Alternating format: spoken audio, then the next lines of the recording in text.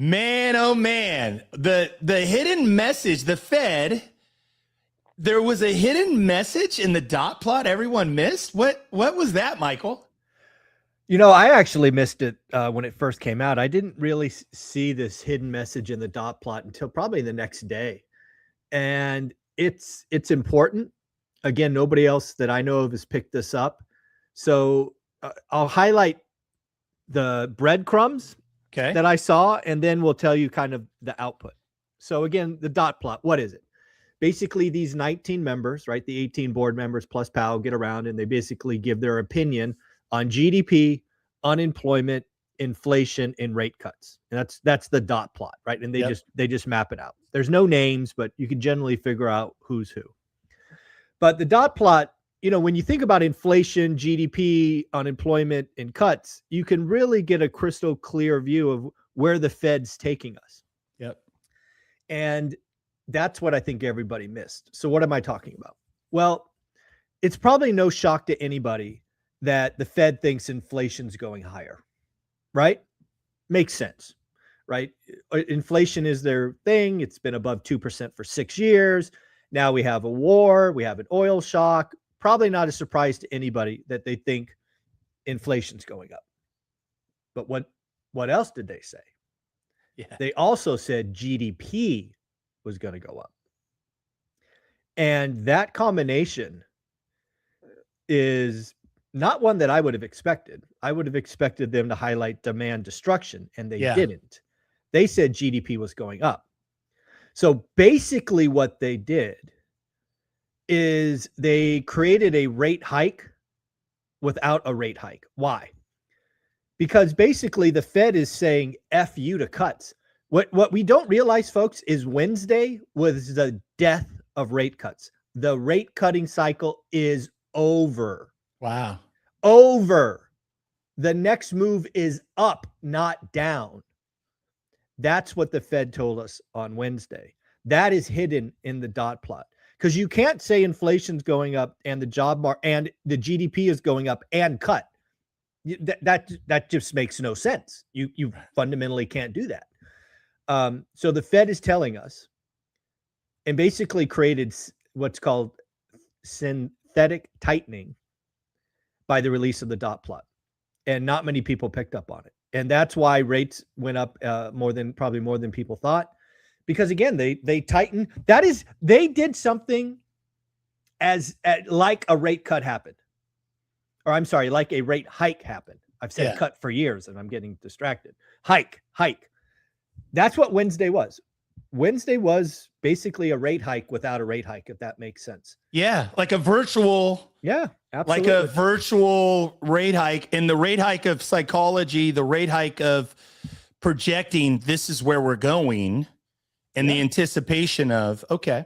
Yeah, and they basically, and again, they ended the rate cutting cycle, right? Everybody hoping and praying for a rate cutting cycle. It's over. Right. It's dead. December was your last cut. Wow. Now the question is, how long until a rate hike? That's what I think Wednesday was. Wild. Let's get into the show. So this is for March the 20th, 2026.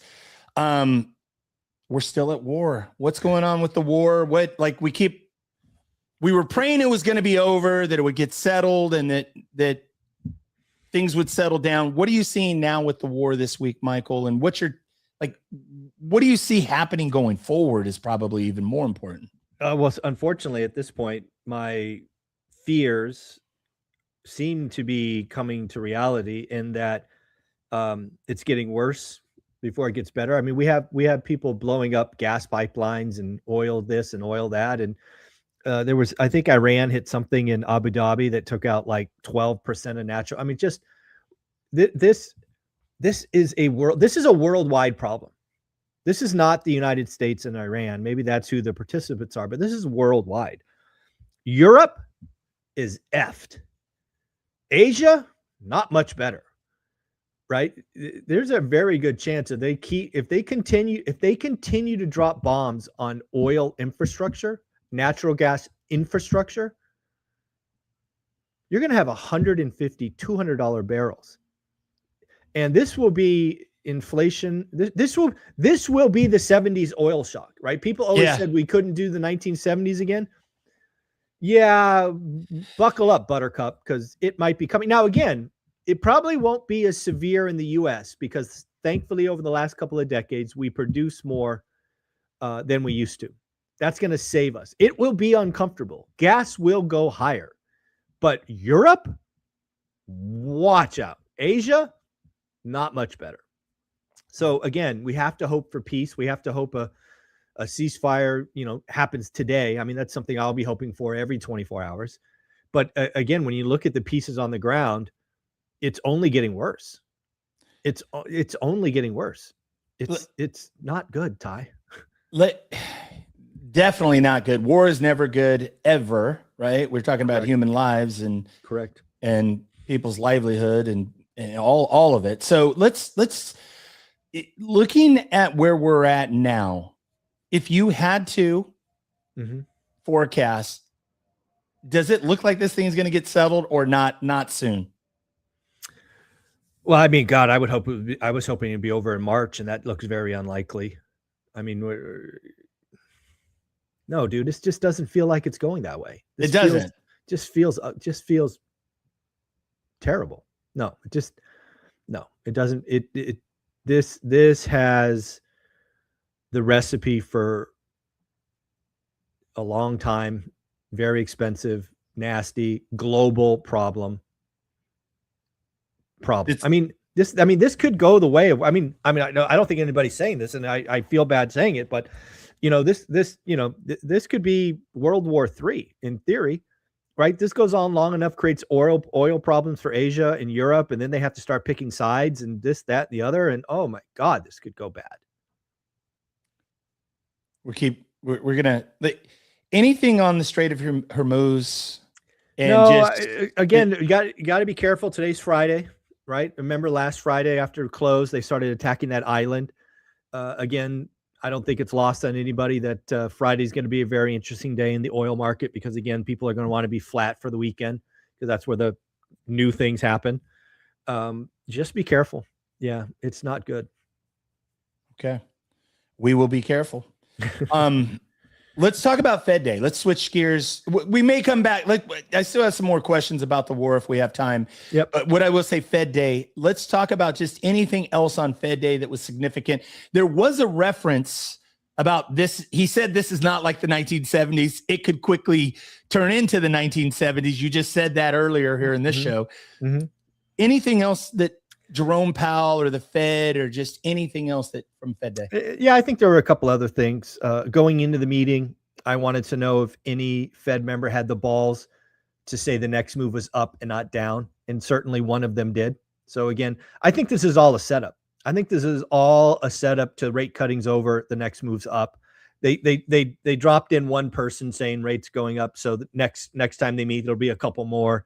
Right. They're just kind of whetting the appetite. They're trying to get the market ready for it. So I thought that was interesting. They didn't see a big jump in unemployment, which, we have to hope they're right. Again, the weekly unemployment claims were 205. They're actually going down, not up. So again, the job market is still holding together. The other thing, Jerome Powell said he's going to stick around until the probe is over, which makes sense. And he'll stay on until Kevin Warsh is, through Congress. So, Jerome Powell might be sticking around a while. I think that's the other message. Okay. Interesting. Anything else on rate cut or rate hike or just? The last thing I'll say is as of yesterday, I didn't check because the market moves every day. The odds of a rate hike, the next move up, not down, is 20%. That's the odds of the rate hike is 20%. The odds of a rate cut in June are 16. So even the market is starting to see what I talked about.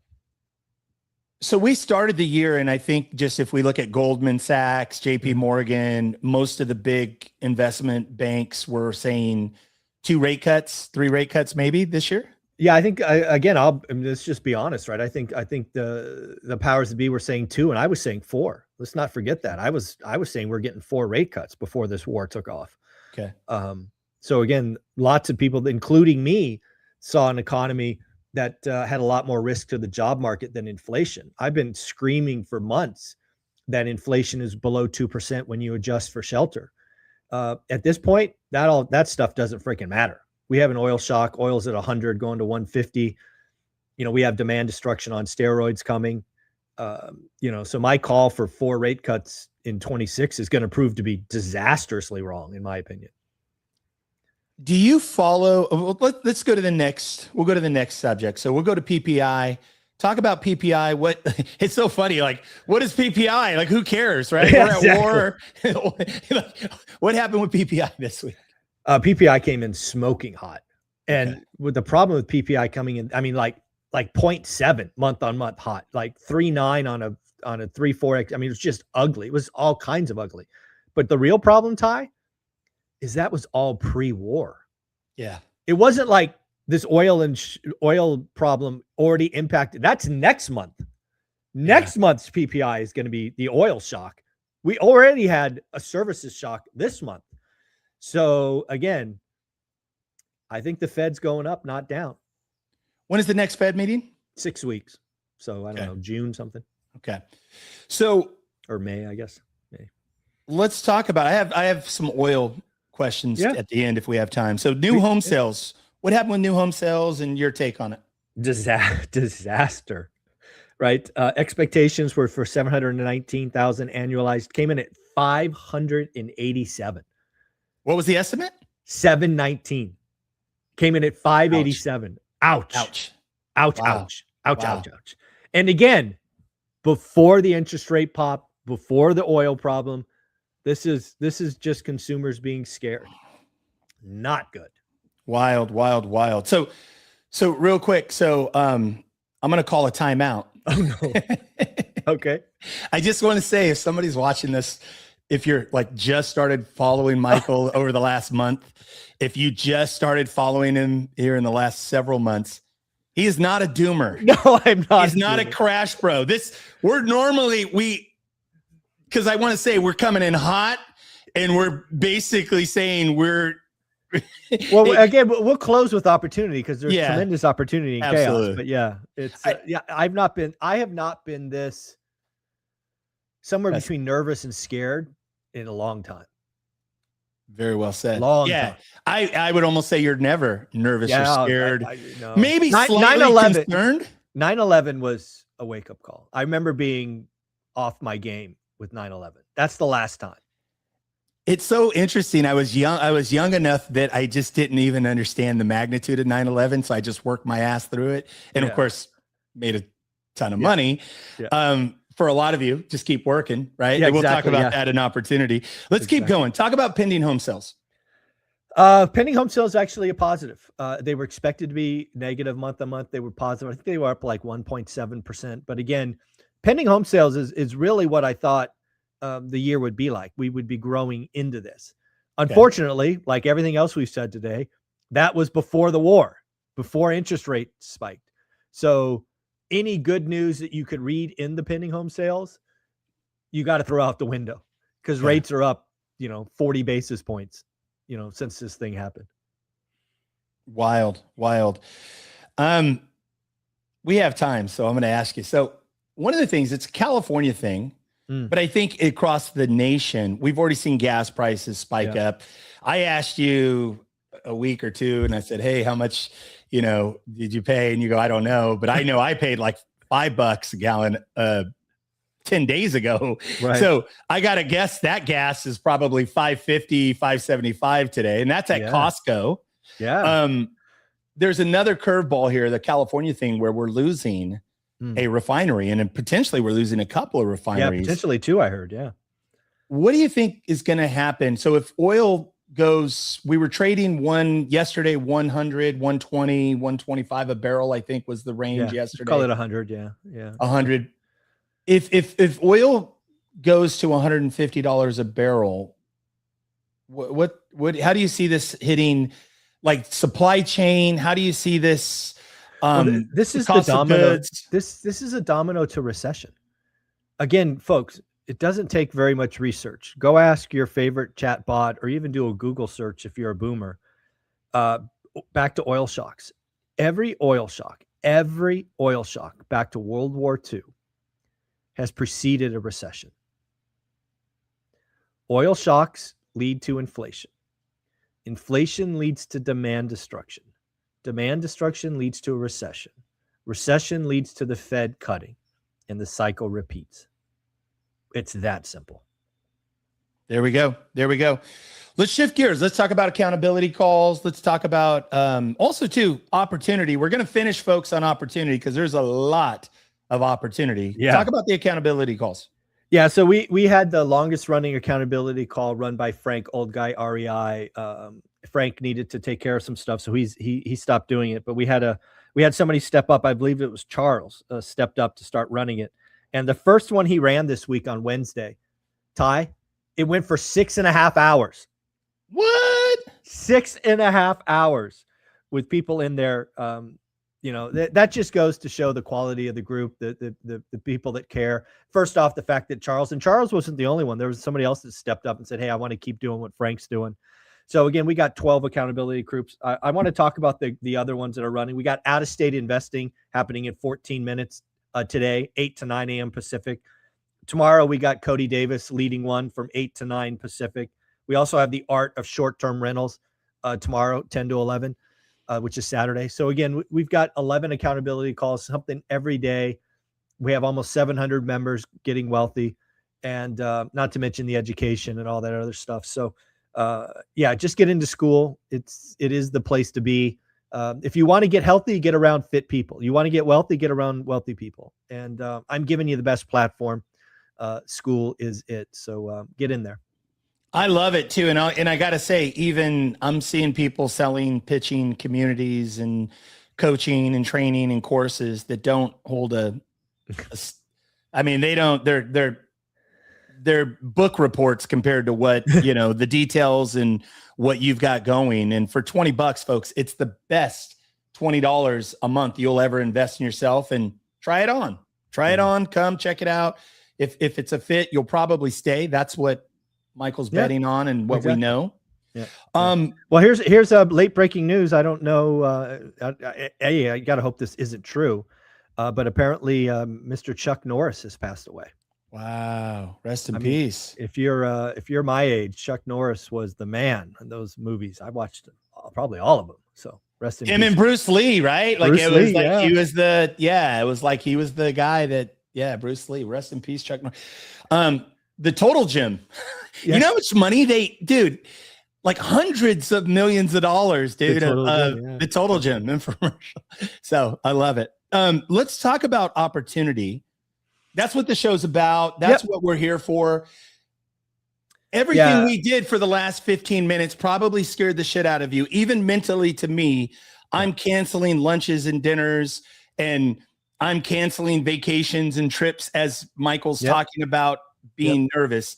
Talk about the opportunity, though. Where should we put our focus in? Not on the doom and gloom. Where should we be putting our focus? I don't know how to say this without sounding crass, but I just got to say it. This is the exact time to get wealthy. Because again, what I shared earlier is really how I feel. And you got to realize that I'm a pretty measured individual. So if I'm nervous, mom and dad are freaking out. And what's going to happen very quickly is you're going to start to see people make dumb decisions on selling. They're going to start here's the deal. I've been telling everybody to write disrespectful offers for, 18 months, 2 years now. Yep. This is the time you're going to get a lot more yes answers. You've got mom and dad who tried to sell in Q4 and Q3 last year. They couldn't. They took it off for the holidays. They put it back on. Now they're looking at interest rates spiking, a war that could go pear-shaped. And they're like, oh my God, I need liquidity. I need to get out of this. I need to do this. I need to do that. People are going to start really accepting disrespectful offers. So figure that out. Learn how to get creative financing, because you're going to start to have people basically give stuff away. People are going to start making, when people get scared and nervous, they make very short-term decisions because they're afraid. And, again, as crass as it sounds, that's where the best deals are made. And, I don't know what else to tell you. It's time to do the work. Again, I'm not telling you to buy anything. I want to be very clear. I'm telling you to do the work. I'm telling you to understand your buy box. I'm telling you to understand what average, good, and great are. And I want you writing offers that are deals of a lifetime. That's how good I want these to be. If you lock up a deal of a lifetime in this chaos, it's not going to matter what it's like in 6 months. I do know one thing about today's environment. It will pass. It will pass. It will probably be uncomfortable. It will be some lousy days, but it will pass. And if you lock up a deal of a lifetime because you have the cojones to step up and you're doing the work like we talk about, it ain't going to matter. It's just not going to matter. So go get rich. Strike while the opportunity's there. Demand is crashing. Did you hear the new home sales? 587 on a 719 expectation. That's like a 6 standard deviation miss. So again, inventory up, demand down, opportunity for us. In fact, I think we're the only community that's smiling, right? If you're a flipper, ouch. If you're a mom and dad home seller, ouch. The only people that are going to win in this environment are people that understand their buy box, not afraid to write disrespectful offers, not afraid to follow up 5 times, and just do the work, folks. Do the work. This is you will look back at this time and thank me in 5 years. Like, I can't believe I got that deal. Well, when the world's on fire and you're the only buyer out there, sellers sometimes say yes to crazy offers. So get to work. Get to work, folks. Get to work. This is our time. A lot of opportunity. Do not get stuck in the weeds. This, again, 80% of it was education. And again, if you're new to the channel, as I said earlier when I did the timeout, Michael is always, where's the opportunity? Here's what's happening. Where's the opportunity? Yep. You would compare this, Michael, you really believe, and I think about too, like during 9/11, that time happened. And I feel like the next 6 months, we were loading up, we were buying, we were loading up inventory. That's the closest in my adult life to what I think we're going through now. Now that's for those of you that experienced 9/11 up close and personal. I mean, no disrespect. I mean, I know personal people who lost family members. So I'm not trying to compare something going on in a foreign country. When I'm trying to say the economy, the consumer setup feels very much like this. Why? Nobody saw it coming. We didn't see 9/11 coming. We didn't see Iran coming. At least I didn't. And I read every freaking day. So very much the same. We didn't think it would happen. It's going to be a worldwide impact. All of these things, it just feels like the economy was shaky, right? In 2001, and the economy is shaky today. And so again, I'm not trying to compare it to the tragic loss of life on 9/11 in New York and in Pennsylvania and all that, but I am in Washington, D.C. But at the economy level, it's the closest analogy I have. Yeah, absolutely. Let me throw, we have a few more minutes if it's yeah, okay. I got time. Yeah, I got time. So if we look at this, a couple of things. You said a 6 deviation. What does that mean? Yeah. So if you go back to your math class and you 1 standard deviation, 2 standard deviations, it's like if the average choice is in the middle, a deviation is, percentage. So a 6 standard deviation would be like 0.0001. It's like really rare. It's significantly rare. Significantly rare. Got it. Okay. And then if we continue, let's talk about recession. So if we look at Q1, right, we're right here at the end. There's 10 days, right? So when will we get the Q1 numbers, ballpark, in April? Oh, we'll get the first cut at the end of April. End of April. Okay. Q1 is going to... It's fine. Q1's fine. It's not enough time to really impact Q1. Not enough. Okay. So we look at a recession, 2 negative quarters. Yep. So we go Q2, Q3 potentially. Yep. If this thing extends. Correct. Oh, yeah, for sure. Maybe a rate hike. Yeah, maybe. Even if there's no rate hike, it doesn't matter. The economy is going to be bumpy. we're going to see a lot of fear, a lot of uncertainty is the way we would describe it. Correct. So if we go Q2, Q3 recession, then the Fed starts to pull levers. Yep. Correct. And we start to now then maybe start to see economic Fed changes, maybe a new Fed chairman. Yeah. Yeah. Again, I think in Q1, maybe recovering and stabilizing in Q1 of next year. if you tell me how long oil is over $100 a barrel, I can answer all of these questions. Okay. That's the real. That's the wrinkle. Because again, you don't want to put this out in the universe, but let's just say, for example, Iran gets wild with it and starts taking out the largest oil refineries and pipelines in the 7 nations around them. And let's say, they successfully take out 3 of them. That stuff can't be repaired with the snap of a finger, right? I read an article about the impact on natural gas. It's going to be 5 years before they repair the damage at this one facility. So again, even if 5 years is hyperbolic and they get it done in 3, that's still 3 years, right? So, I mean, you got to just hope that they don't start taking out oil infrastructure, because if it gets to that level and they get that desperate, dude, you could have oil 150 to 200 barrels for a year.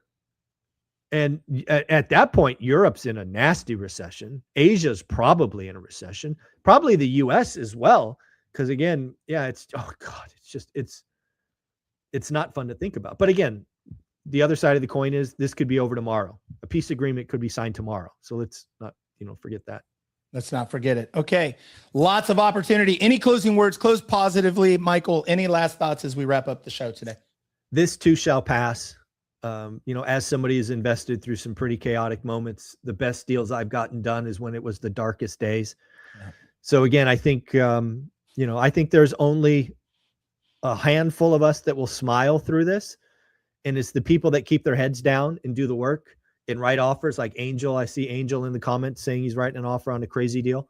So again, that's what we should be doing. We should be, nobody watching this could impact anything going on in Iran. So why don't you take care of your family? Make sure you have a reserve. Make sure you don't do anything frivolous. Don't spend hundreds of thousands of dollars in cash on something stupid. No popping bottles for a little while. But go write some offers. Go write some crazy ass offers and see if you get a seller who just says yes. There you go, folks. Do the work. Michael, thank you for all the work you do. Thank you. Folks, subscribe, like, comment, please. Join school. Thanks, family. Thank you.